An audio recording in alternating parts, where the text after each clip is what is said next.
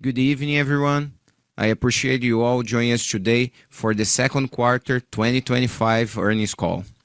So, half a year is already behind us, but there's much more to come. We are still working hard, I would say in an obsessed way, to keep evolving our clients' journey experience and product offering. 2025 has demonstrated to be more challenging than we estimated, demanding more efforts from all our teams to keep growing our business in a profitable way. As a result, we are continuously increasing our profitability. Now, analyzing the main KPIs. The first one is client assets, AUM and AUA, for which we posted 1.9 trillion reais, a 17% growth year over year. Total advisors accounted for 18.2 thousand, represent flat figures year over year. And on active clients, we posted 4.7 million clients with 2% growth year over year. During the quarter, gross revenues marked 4.7 billion reais with a 4% growth year over year. EBT year over year is 5% lower, reaching 1.3 billion, mainly because last year we had positive impacts from overhead, turning this quarter not like for like. And on the bottom line, it's another record. We achieved the highest net income in our history, reaching 1.321 billion reais. It represents an 18% year-over-year growth. On profitability, we achieved 24.4% ROE during the quarter, a 223 bips expansion versus second quarter 24. 10 out of 11 quarters posting consecutive growth. This means 10 out of 11 quarters posting consecutive growth. On capital ratio, we printed a comfortable level at 20.1%. It represented an increase of 110 bips quarter over quarter. Regarding diluted EPS, we posted 22% growth year over year, another quarter in which it grew faster than net income, driven by our share buyback program execution. As we speak, we still have a share buyback program of 1 billion reais to be executed until next year. As I mentioned during last quarters, our capital distribution plan is aligned with our guidance, and we will operate the business with a BIS ratio between 16 and 19%.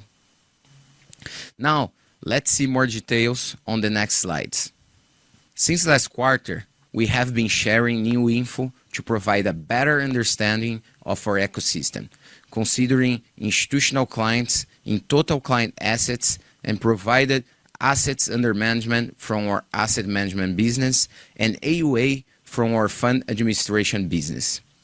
Said that, our total clients, AUM and AUA, comprehend almost 1.9 trillion, which represented a 17% growth year over year. On the right hand of the slide is presented how net new money evolved. This net new money is only related to client assets. This quarter, we marked 16 billion in retail net new money and minus 6 billion in corporate and institutional. It's important to mention that during the second quarter, SMEs and large corporates net new money reflected the dynamics of the current macro scenario. First, due to payment of higher interest expense, companies have less liquidity than before. Second, in order to minimize this liquidity constraint, some companies withdrew part of their investments with us as they were used in reciprocity for credit lines with other players. On the retail side, the lower tax-exempt volumes in GCM impacted primary offerings allocation and consequently the net new money coming from individuals. We keep developing our product offering and capabilities to constantly offer the best investment alternatives to clients, which should drive higher net new money in the long term. I would say that the current environment has proven to be more challenging than we expected at the beginning of the year, especially for investment banking origination activity. However, we still have a better GCM pipeline for the second half of the year, new investment products offering, and other initiatives supporting our efforts to achieve retail net new money averaging 20 billion per quarter this year. On the next slide, let's delve into our retail strategy. Here, I'd like to address some topics which are connected to our business model.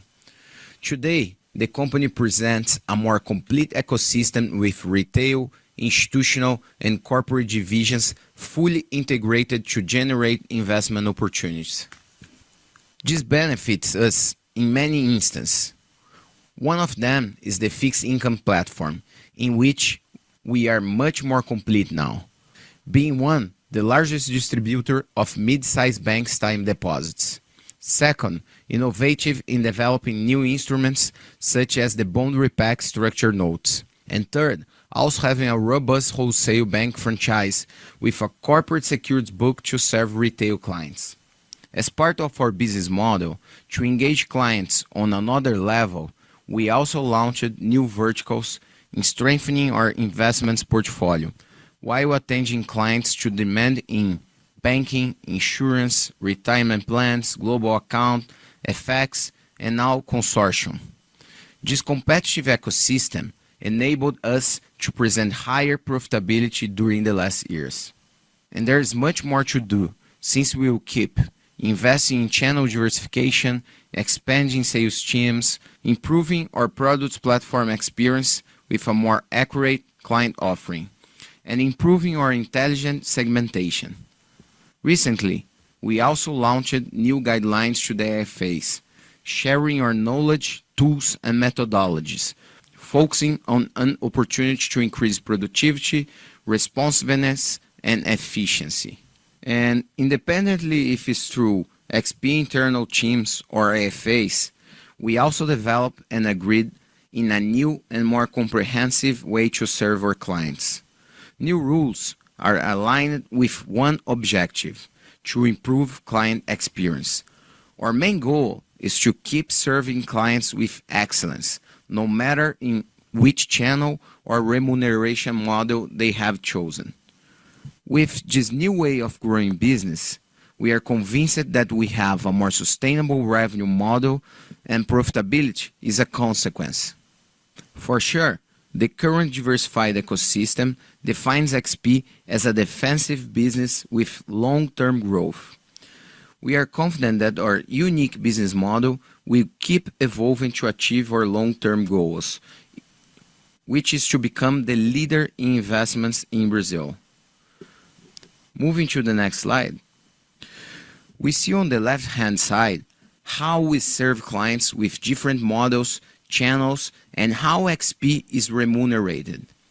By the way, we have already launched fee-based model a long time ago, anticipating what's becoming reality today.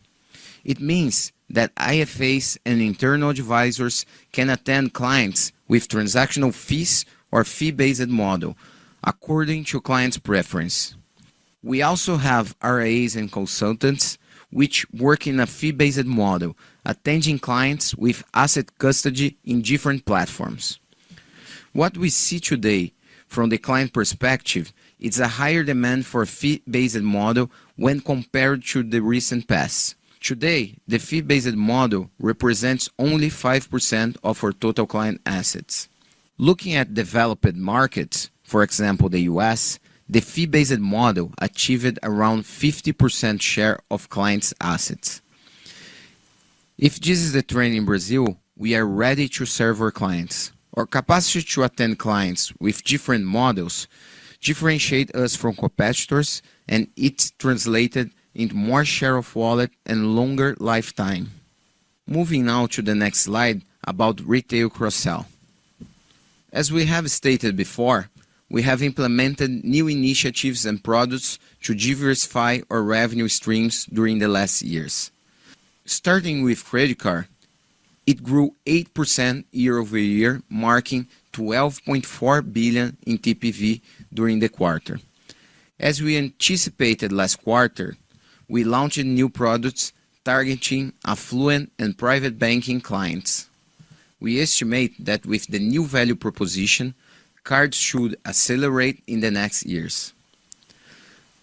Life insurance written premiums posted 45% growth year over year. As we said in recent quarters, our insurance business is a growth avenue which is still at its early stage. Since it presents a huge penetration potential, we understand that we'll keep growing at a fast pace on a quarterly basis. On retirement plans, our client assets posted 15% growth year over year on the second quarter and reached 86 billion.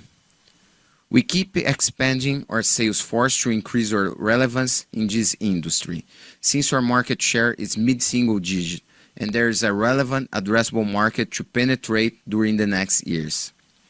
In new products, we consider FX, global investments, digital account, and consortium.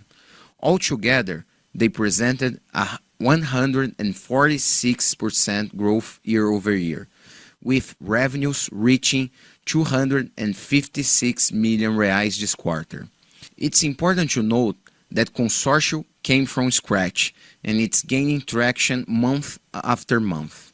Moving to the next slide, we will address our wholesale bank evolution. Taking GCM into consideration, this quarter we saw decent industry volumes, but not close to last year's.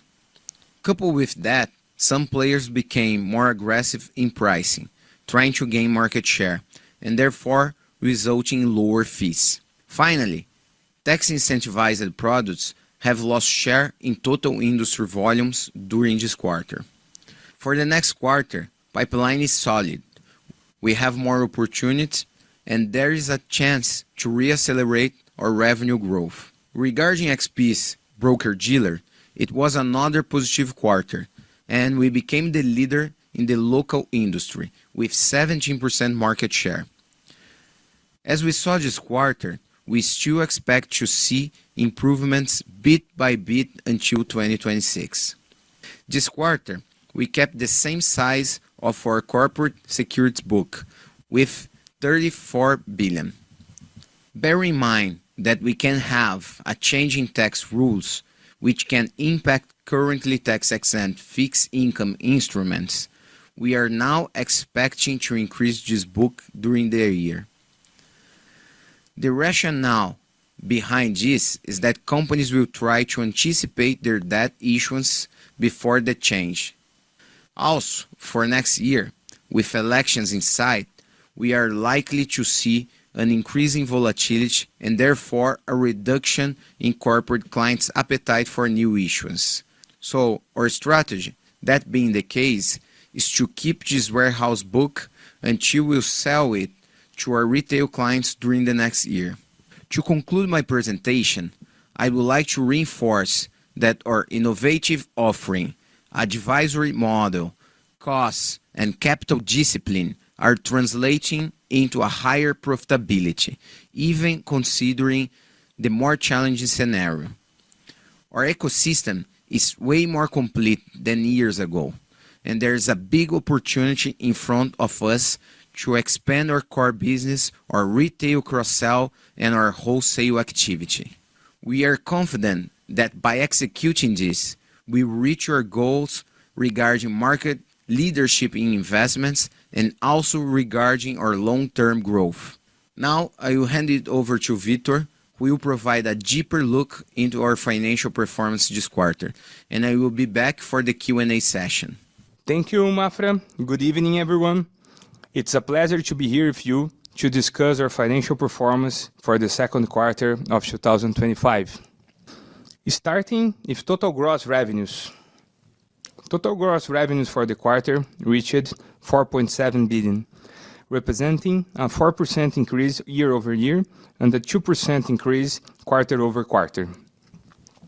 It was another quarter that retail gained participation in total revenues, now representing 77% out of total. This quarter, once again, our main driver for retail growth year over year were fixed income and other retail, which includes retail new verticals, such as global accounts and consortium. On the wholesale bank, corporate was the highlight, partially offsetting the negative impacts on issue services due to a tough comp from 2Q24. I will share more details during the next slides. The retail revenue posted 3.6 billion reais in the quarter, a 9% growth year over year and a 4% growth quarter over quarter. The quarter growth was mainly driven by equities, which presented a higher ADTV in the period. Equities printed slightly more than 1 billion reais, with 7% growth quarter over quarter. On a year-over-year perspective, fixed income was the main contributor, growing 20% and reaching 988 million reais in revenue. It's important to mention that in other retail concept, the main contributor is the float remunerations, where we had higher average volumes with higher interest rates during the quarter. Now, let's move to the next slides with corporate and issue services. Before moving to the quarter results, it's important to mention that on 2Q24, we posted all-time high corporate and issue services revenues, backed by a strong DCM activity. Therefore, we have a tough comp for this quarter. Issue services presented 268 million reais, minus 30% year over year, and a minus 5% quarter over quarter. On the other hand, corporate revenues posted a solid 14% increase year over year and was flat quarter over quarter. It reached 279 million reais, supported by our capacity to offer different solutions to our clients, mainly if derivatives. Moving on to the next slides, we will explore our SG&A and efficiency ratios. Our SG&A expenses totaled 1.56 billion reais in this quarter, with a 10% growth year over year and also quarter over quarter. We keep investing in our business, and this quarter we had a higher expense in the non-people category. Most of it explained by marketing and technology investments. During the quarter, despite the slower pace in our revenue growth, our operational cost discipline supported our efficiency ratio at 34.5% last 12 months. When compared to last year, our efficiency ratio improved 161 basis points. We will keep our plan to improve our business efficiency, and this will come in parallel with new investments that will continue to be made, aiming to enhance our tech platform, our product offerings, and sales team expansion. Moving to the next slide, let's see our EBT. Just a recap, last year we had positive EBT impact from the overhead related to the head of certain assets and liabilities. Therefore, EBT is not like-for-like annual comparison. On 2Q25, we printed 1.3 billion reais EBT, which represented a 4% increase quarter over quarter. Even considering the issue services impact on our revenues, we are able to expand our EBT margin by 50 basis points. On the next slide, we see the net income. Net income achieved 1.3 billion reais, an 18% growth year over year and a 7% growth quarter over quarter. Net margin expanded by approximately 130 basis points quarter over quarter and 320 basis points year over year, reaching 29.7% in 2Q25. In our revenue mix for this quarter, higher secondary market activity compensated lower volumes on investment banking, impacting our effective tax rate. This translated into a new record high net income for a quarter, with significant EPS growth. Let's focus on earnings per share and ROE details over the next slides. Our diluted EPS in 2Q25 reached 2.46 reais per share. As we continue the execution of our share buyback program, canceling the respective shares acquired, the EPS growth pace was again faster than our net income growth. In the quarter, our diluted EPS posted 22% growth, while our net income grew 18%, both on a year-over-year basis. Our OTE marked 30.1%, 209 basis points higher year over year. Our ROE grew on a yearly and a quarterly basis, reaching 24.4%. This represents 230 base points increase in comparison to the same quarter last year. These numbers I have just mentioned are important indicators that we keep generating consistent income returns to our shareholders. Finally, moving to capital management. As we have planned, we keep our target of distributing dividends and executing share buyback programs. Combined, their volumes should be above 50% of net income for 2025 and 2026. We already have a share buyback program of 1 billion reais to be executed until next year, and new announcements will be made according to the Board of Directors' decision. Moving to the second part of capital management on the next slide.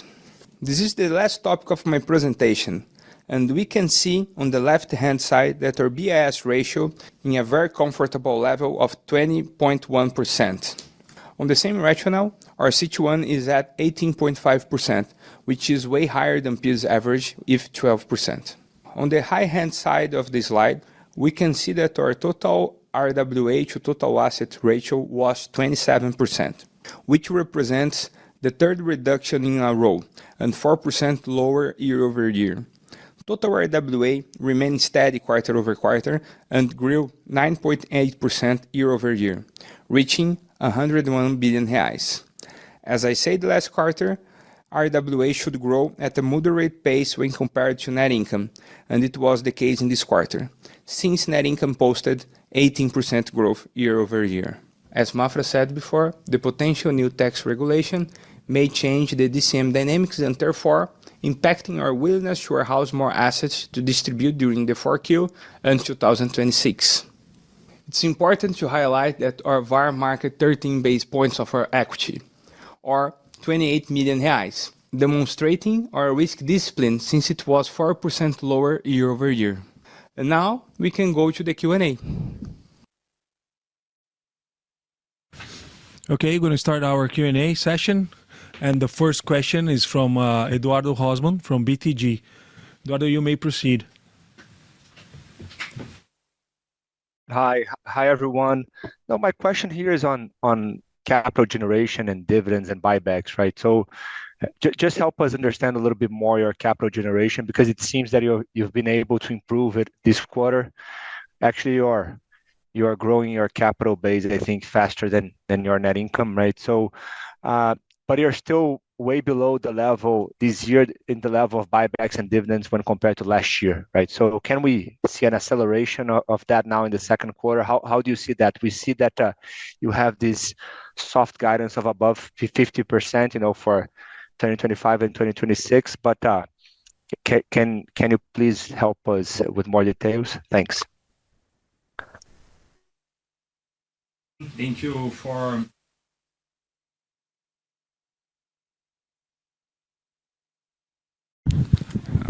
Hi, Rosman. Good evening. Thank you for your question. First, dividing the answer here in some parts. First one, as we anticipated, the net income would grow a bit faster than the RWA over this year, delivering some leverage in capital terms. And I think that was the case. Also, as you comment, we didn't distribute as much of the net income as we generated over this quarter. The second part, we are still capturing a bit of leverage over the 4966 new regulation. And the benefits will be delivered over the year in the DRC and the market risk, principally in the credit spread risks inside of market risk. The second part will be delivered over the risk-weighted assets or operational risk. Also, we expect to see that over the next quarters. Another part here, talking about the trend for the year, we expected to see the RWA growing slower than the net income, and the new tax regulation may change a bit the dynamics of the DCM market, and depending on how it goes, we may warehouse a bit faster than initially expected to take advantage of the demand from clients to issue before the regulation takes place in 2026.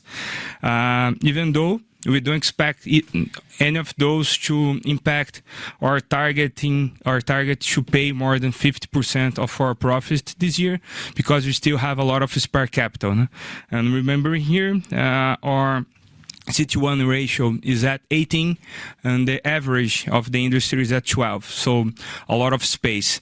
So we may announce the rest of the payout over the rest of the year, and the discussion between dividends and buybacks depend on the price of the stock, and we need to discuss that with our board. Crystal clear. Thanks a lot, Mansur. Okay, next question is from Yuri Fernandes, JP Morgan. Yuri, you may proceed. Thank you, Parisi. Hi, Mafra, Mansur. I have a question regarding our corporate lending strategy. I know it's something small for you, but you have been discussing new products, new strategies, and a question I have is if corporate lending matters for the entire ecosystem. When we go to your AUC, we see that the commercial is the portion like not growing as much, and like actually shrinking on AUC, and net new money the same. So just trying to understand how is your perception about corporate lending, and if you believe this could be something that is missing for your ecosystem and your strategy. Thank you. Hi, Yuri. Here is Parisi. Could you repeat the question? We couldn't hear in the beginning. Sorry about that. No worries. Let me speak closer to the mic here. So I would like to understand a little bit about corporate lending. If you believe corporate lending is important for your strategy overall. Hi, Yuri. This is Victor. Thank you for the question. Our idea in corporate lending is the same as other product. We originate to sell. You may see the corporate book growing, but everything that we put in, we expect to put out at some moment in time. So the growth you see in the credit portfolio is exactly that. The portfolio grew roughly 3 billion reais, and that will go under a securitization, and we're going to sell those assets over the next quarters. No, thank you, Mansur. But you don't believe like being more or less active here, it's could be more helpful for your operations? Yes, it could, but the same as capital markets, we have our risk appetite, and if you are buying credit to sell or originate a security to sell, it occupies the same risk space. So we are not going to increase our portfolio over our risk appetite because of any other strategy, because they use the same pocket. Perfect. Thank you. Okay, next question is from Thiago Batista, UBS. Thiago, you may proceed.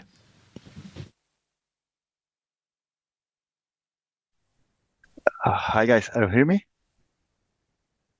Yes, we can. Okay. Hi, Mafra, Vitor, Parisi, Antonio. I have two questions. Mafra, in the beginning, you commented about the new initiatives to try to speed up the net new money on XP in the second half of the year. Can you give us a little bit of more details about those initiatives?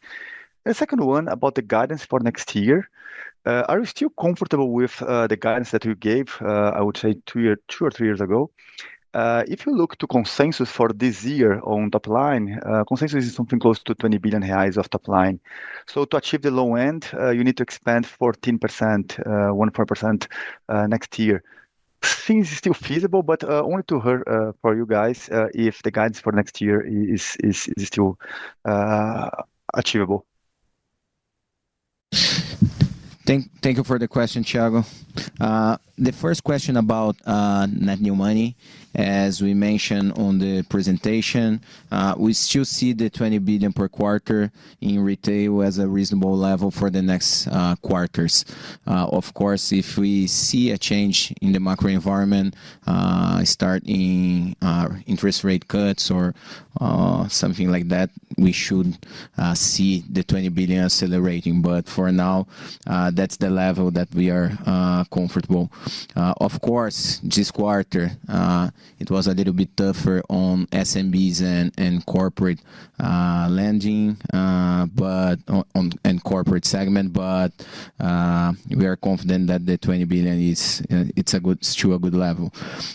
how we get there, there are a lot of initiatives in the company. If you go back a few years, I would say that the main one was channel diversification. Back in 2021, we only had one channel, what we call the B2B, the IFA channel. Today we have the internal advisors, we have the RIA model. So if you look the numbers today, more than half of the net new money is coming from the new channels. And we keep investing in increasing the number of internal advisors, the number of IFAs on our network. So expansion is one of the levers here. The second one, when you have a tougher environment and higher interest rates, competing with products, CDs from the banks, especially the tax-exempt ones, it's not that easy. So all the time we are like creating new products to compete with the banks. We just launched some new products here this quarter. They are performing very well. It's a type of fund with senior tranche, and it's a Selic rate here and tax exempt, so it's a very good one. So we are all the time trying to create products to compete with the banks, and we do also partnership with some of the public banks and some other banks through auctions or through bilateral distribution. So all the time we are trying to originate products. I would say the third one, and probably the most short-term and effective tool here, it's how we increase the productivity of our IFAs. Okay, so we have been investing a lot of time, as I said, on the first quarter, on helping the IFA channel to increase productivity through technology, through sales management. We have some people in some of the operations, and we are seeing the numbers starting to pick up. And the last one, but it's more like I would say medium term, we have been investing a lot on increasing the level of service, the way of serving our clients through financial planning, through wealth planning, succession, tax planning, and so on. We have created our own internal models. We have been training all the FAs, but I would say here is more like a medium term, especially on the current scenario where buying a CG at 15%, it's probably a good option for some of the investors, and it's harder to make them move to XP, but on the medium term and long term, for me, this is the biggest opportunity we have, like increasing the way of serving in the market and creating a new level of service in investing in Brazil. And the second question was guidance for next year. Yeah, we are still pursuing the guidance for next year. Of course, right now we are like pursuing the bottom of the guidance, but we are still pursuing. For this year, we believe that the number for revenue that we are pursuing is still around 10%. Of course, you saw the numbers for the first half of the year. They are a little bit lower, 5.5% against 10%, but we are very confident that the numbers will accelerate on the second half, and the growth rate will be higher on the second half than the first one. Okay. Thanks, Mafra. Very clear. Okay, next question is from Mario Pierri, Bank of America. Mario, you may proceed. Hey guys, thanks for taking my question. Mafra, can you give us a little bit more color on inflows so far in the third quarter? Because again, it sounds as if you're confident that you can return to this 20 billion reais per quarter. Have you seen so far in the first half of this quarter a number close to that level that gives you confidence? So that's my first question. My second question is related to, your EBT margin. Yes, it continues to improve. However, you are still below, right, your medium-term guidance, and it seems like revenues are growing a little less than you anticipated, even though you're still maintaining the plus 10% for this year. Is there anything you can do on the cost side if the revenues don't come through this year? Thank you. Thank you, Mario, for the question. We'll take the first one. We cannot talk about the net new money for the quarter so far, but my answer for you will be we are confident in delivering the 20 billion or around 20 billion for the next quarters, as I mentioned before. Hi, Mario. Taking the second part here about EBT and SG&A. First, talking about EBT. Our product, the EBT depends on the product mix, as we discussed before, and also the tax rate. And the trend in both of them should be trading around this quarter if the market keep the way it is. And talking about SG&A, we delivered a lot of reduction in the efficiency ratio over the last 2 years, almost 400 base points. And since we keep investing in strategic areas as new advisors and technology and you name it, we may see the index more flattish over this year. And it's valid to reinforce our commitment to cost control and efficiency, even though. But we are not going to stop investing in our core because of a bit more of unpredictable levels of revenue coming from the wholesale banking size. And as Mafra said, 2026, there is a lot of time to the end of 2026. And for now, we are comfortable with the levels. Okay, that's clear. Let me rephrase the first question then. When we look at inflows during the second quarter, did you see an improving pattern throughout the quarter or on a monthly basis? Are you seeing inflows improving or did you see them improving in the quarter? Or is it relatively, the same amount of inflows per month? Mario, I will give you the same answer that I gave before. I believe we can deliver the 20 billion. If you get the last quarter, it was 16. I imagine that one customer or two could make the difference here. So 20 billion is the number here, and around 20 billion. It could be a little bit higher or a little bit lower. Okay, but that's the pace right now. Okay, thank you. Okay, next question is from Marcelo Mizrahi, BBI. Marcelo, you may proceed. Hello, everyone. Thank you for the opportunity to do the question here. So my question is regarding again about the corporate portfolio, which was a huge growth in a quarterly basis and not too much in a yearly basis. But just to understand what's the type of this credit, what's happening exactly here. And looking forward, another question is regarding the net new money of the corporates, to understand if there any new strategy here, if there any news here to justify this net new money negative on the corporate side. Okay, thank you. Thank you for your question, Victor here. The first part about credit portfolio. As we said before, those are credit that we originated to sell. So basically, those are operations we did with corporates, and we originate receivables that will be securitized and then sold to our clients' base. That's something that we did before over the other quarters, and it's the same that we're going to do again. So we expect to sell that.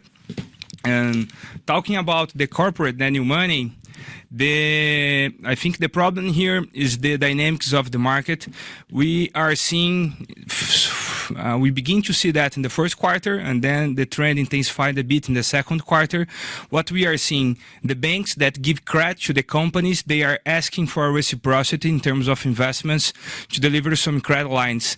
Since we are not in this business and we are not able to give the main product that is credit, we are seeing the money flow to banks that usually have some products as cash flows, anticipation of cards, and etc. So that's basically the case.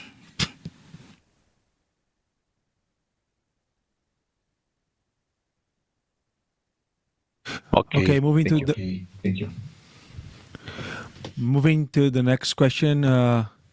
Tito Labarta from Goldman. Tito, you may proceed. Hi, good evening. Thanks for the call and taking the question. My question, just following up a little bit more on the revenue growth, right? I mean, you're maintaining the 10% growth for this year, around 10%. Mafra, you said it should accelerate the second half of the year. If we break that down, right, retail growing 9% year over year, so that's a big closer. I guess first, do you think retail in and of itself will accelerate in the second half of the year? Or two, is it more the issuer services, the corporate, and the other lines you expect? I mean, those obviously should accelerate given the somewhat weak first half of the year. But just if we can break out between retail and other revenues and which line can drive that revenue growth closer to that 10%. Thank you. Hi, Tito. This is Victor.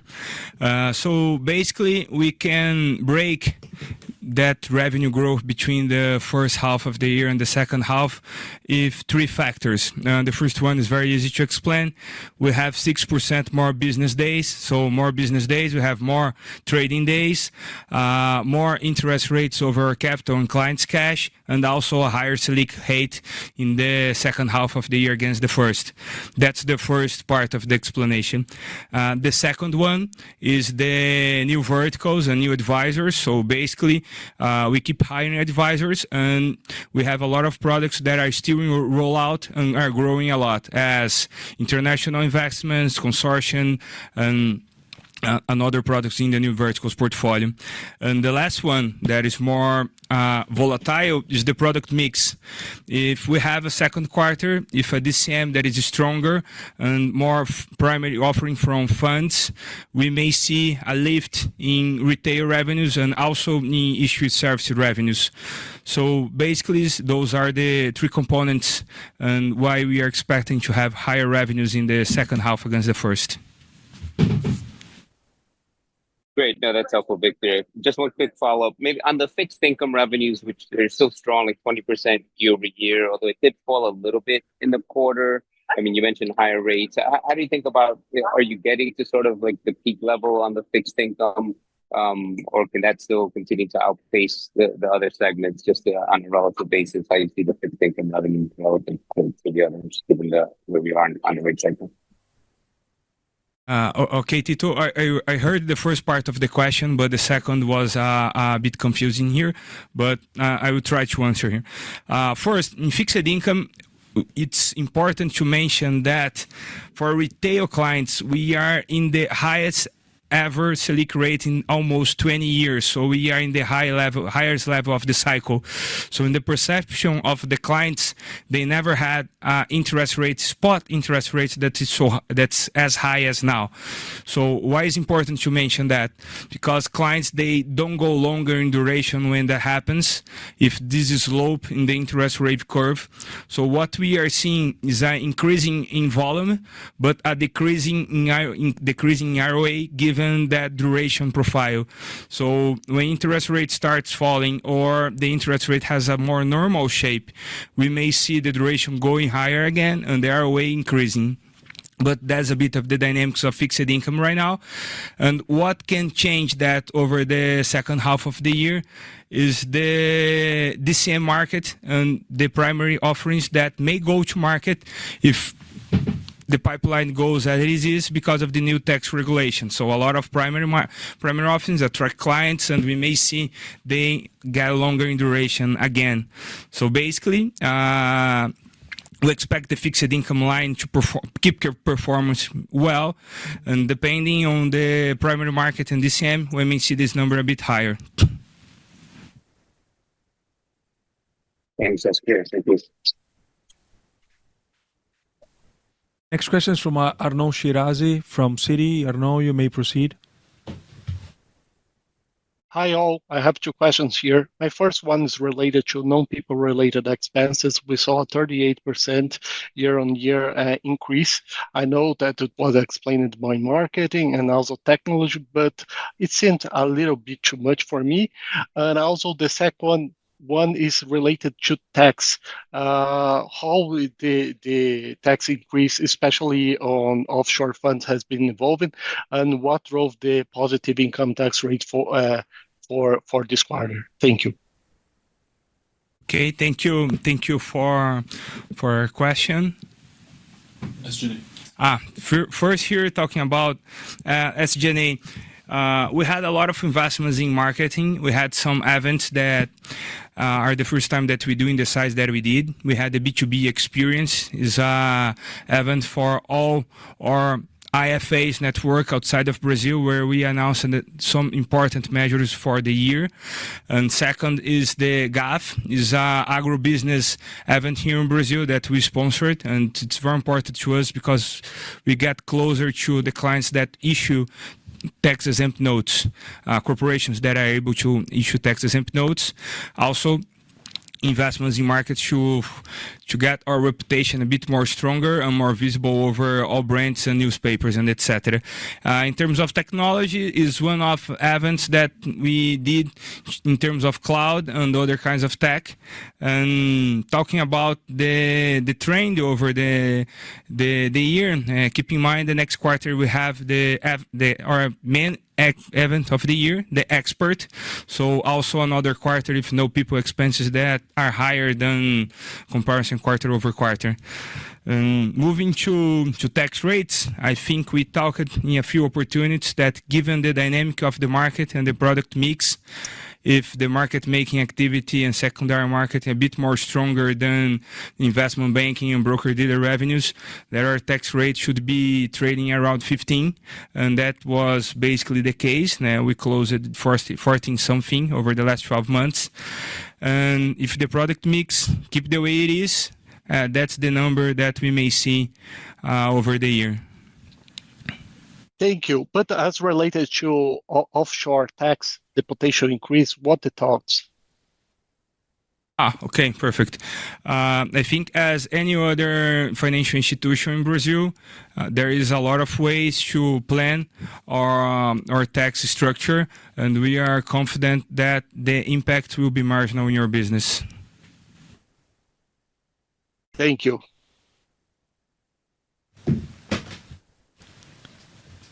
Okay, next question is from Neha Agarwala from HSBC. Neha, you may proceed.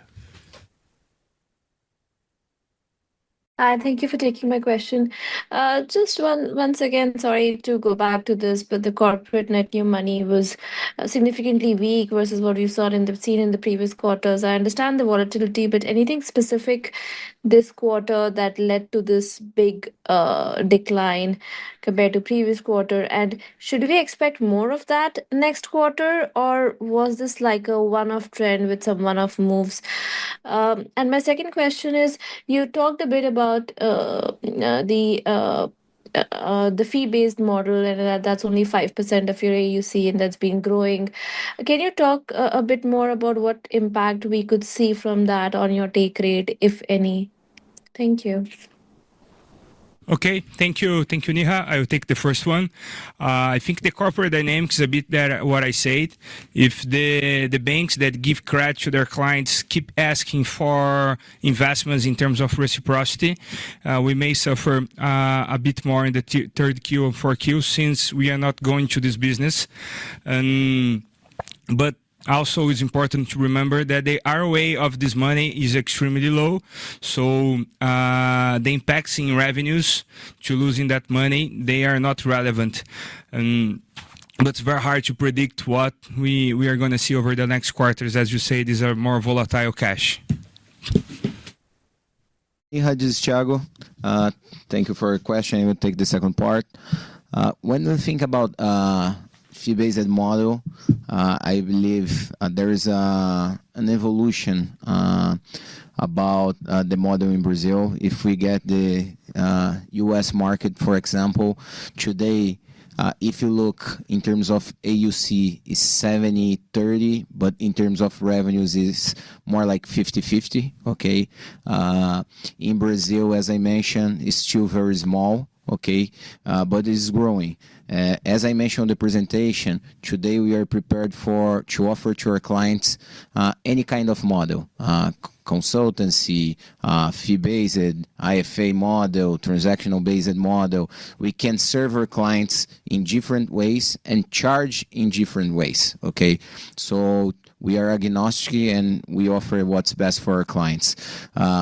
What we expect for the next years, as I mentioned at the beginning of the year, this year was to grow, I would say, from 3-4% to 7-8%. Okay, so it's growing, but it's gonna be a long journey here. It's not going to happen like from one day to the other, but we'll grow. And again, we are the best platform to offer all the models to our clients. And we believe being agnostic to models is a real differentiation to serve our clients better. But thinking about revenues, if you look only the take rate, it goes down a little bit, not a lot, but it goes down, okay? But usually it comes with a higher share of wallet. So usually when we start to serve a client through a fee-based model or through consolidation of funds outside of XP, usually the AUC or the wallet or all the money that we oversee, if it's not 100% here, because today we offer that model, we can consolidate what's outside of XP. Usually you make more money, or I would say equal money in terms of revenue, because you increase the size of the wallet, okay? So I would say if in the next quarters or years, we'll start to see the take rate going a little bit down, but at a very slow pace. But the share of wallet per client will increase and will compensate the lower take rate. Very clear. Thank you so much. Okay, next question is from Pedro Leduc, Itaú BBA. Leduc, you may proceed. Okay, good evening, everyone. Thank you so much for the call and taking the question. I would like to explore the gross margin a little bit more, expanded Q on Q. When I try to look at the moving pieces here, IFA commission incentives get nicely diluted. So I was trying to dig into this trend a little bit more. What drove it? If it was related to maybe the lower pace of net new money, or the mix of your revenue movements, no more equities, less fixed income. Just trying to get a sense of what is driving this gross margin expansion and how to think about it in the second half. Thank you. Hi, Leduc. Thank you for your question. I think here, first talking about some events, as we said before, the expected credit losses should be trading a bit lower than last quarter, and that trend should remain like that, around 90 to 100 million reais. And the second point was a bit higher than average sales tax, and that should go back to the average and not expect the number to be as high as that. And the margin should go as normalizing when you look in the last 12 months. Yeah, and the channel mix is also important to mention, and as the internal sales force keep growing, but also that's a trend that you're going to see improving over quarters. But if you look at the last 12 months, that's the pace that should be expecting for the rest of the year. Thank you. Okay, next question is from Daniel Vaz from Banco Safra. Vaz, you may proceed. Thank you, everyone. In recent opportunities, you mentioned that the B2C productivity has been much stronger than the B2B, right? So the B2C has been a large focus recently, and you standardize probably an approach for selling and for the sales team, right? So seems more well structured right now. When it comes to the B2B, I think the productivity has deteriorated like over the years. So I want to hear from you first if you're seeing net outflows from this channel, from the B2B. And secondly, if you could tell us a bit your diagnostic, right, on the B2B channel, if you need a higher focus right now to maybe refresh or review this model. So this has been in the press recently regarding M&As on the advisory offices, a lot of mandates. Would be good to hear from you the diagnostic. Thank you. Thank you for the question. As we have said in the past, for us is not one channel or the other. We believe in having multiple channels for different reasons. But when we look the B2B channel, specifically, as you mentioned, the productivity was very low. It's still low when compared like to 2 years ago, 1 year and a half or more ago. But it's getting back. It's improving bit by bit.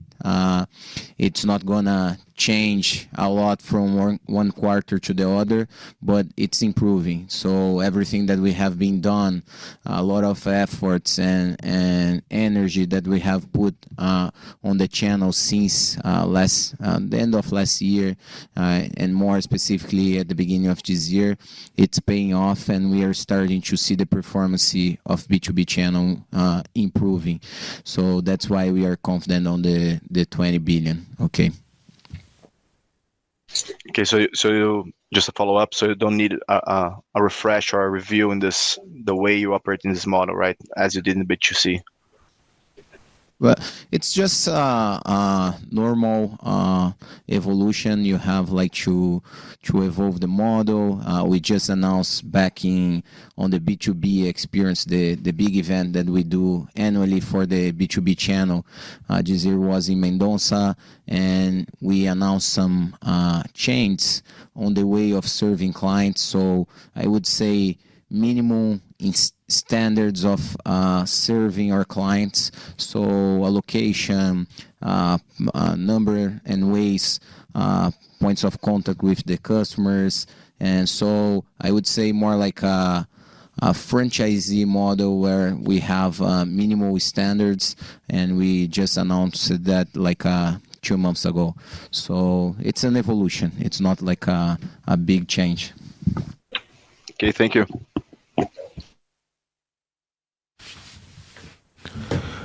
Okay, we are at the time. So in name of the company, I'd like to thank you all for participating of our second quarter 2025 earnings call. Any further questions will be more than welcome. Just look for the RR team, and we keep in touch and see you soon. Thank you very much.